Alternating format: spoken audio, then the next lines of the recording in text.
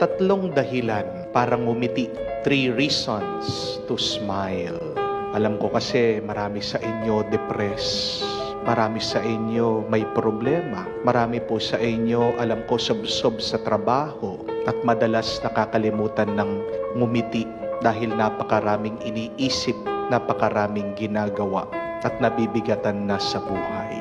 These are 3 very simple reasons to smile once again. The first one, remember, smile because you have a life. Ngumiti dahil buhay ka pa. Pangalawa, ngumiti dahil may bagong oras at panahon. Smile because you have time. Pangatlo at kahuli-hulihan, smile because you have a loving God. Tatlong dahilan para ngumiti. 3 reasons to smile. Alam ko kasi marami sa inyo depressed.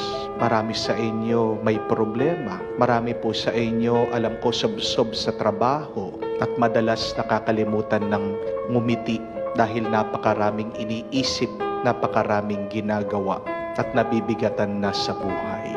These are 3 very simple reasons to smile once again. The first one, remember, smile because you have a life. Ngumiti dahil buhay ka pa. Pangalawa, ngumiti dahil may bagong oras at panahon. Smile because you have time. Pangatlo at kahuli-hulihan, smile because you have a loving God.